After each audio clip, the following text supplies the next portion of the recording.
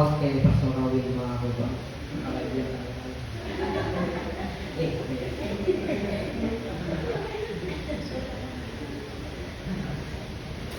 Okay, so magandang umaga po sa inyo lahat. Meron pa po bang ubig po dito sa pagkakito? Meron pa? Pakatanggal na yung pito sa mga pagkakawa.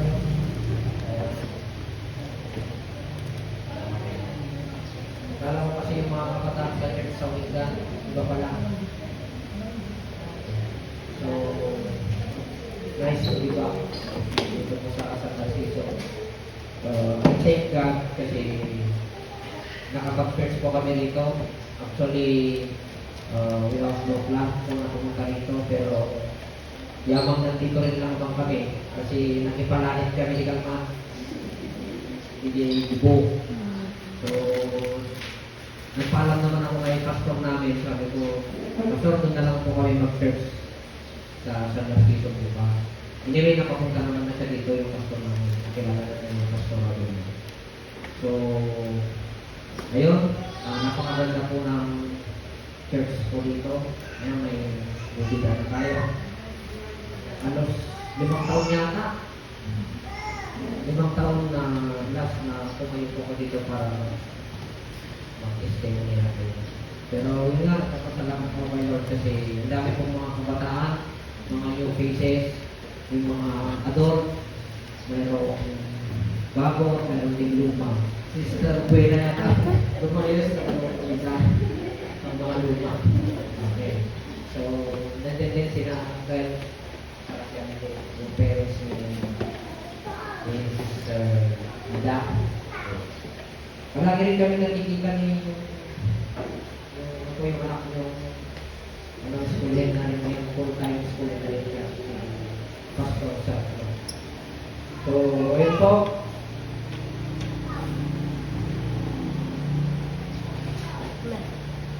Bago yata itong bago.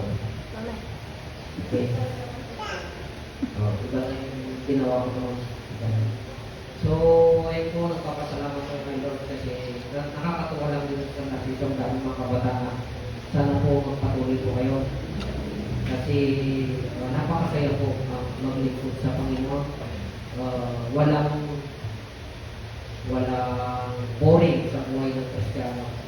Napakasarap na maglingkod po sa Panginoon. Ang daming blessing, ang daming pagpapala, ang daming although hindi madali naging buhay Kristiyano, pero tunay nga na kapag nagpatuloy ka sa paglilingkod sa Panginoon, hindi ka niya pababayaan. Magiging successful ka sa buhay, lahat ng desire ng mundo is makakamit mo. At totoo po yan. Totoo po sa aking buhay, nararanasan ko po ang Panginoon sa aking buhay.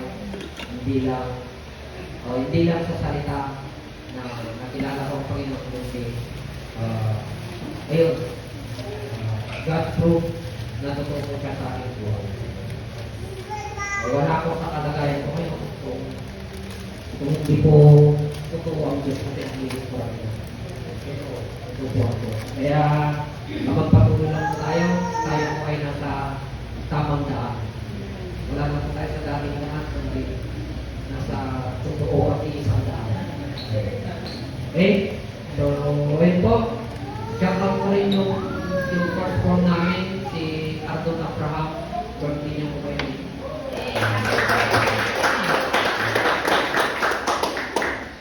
Ilang taon na si Ardon? 11. 11. So, 11 mo na? matanda na rin ako. So, ayun po. Encouragement ko sa mga adult, sa mga young people, magpatuloy na po tayo sa pamilya ko sa Panginoon. Siguro hindi ito yung ulit ang pagtayo dito sa church natin. Ay natin, makakatanda pa ulitin niya. Anyway, pag umuwi naman po ko dito sa dyan sa Mandula, dyan sa Alcala, is dumalan naman ako kay Pastor. Kanya lang, hindi naman linggo, diba? So, hindi ako nakakapag-church.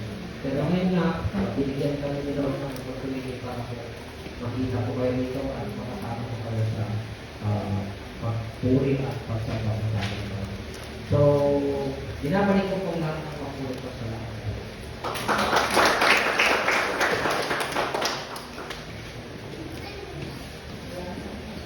Sino pa po?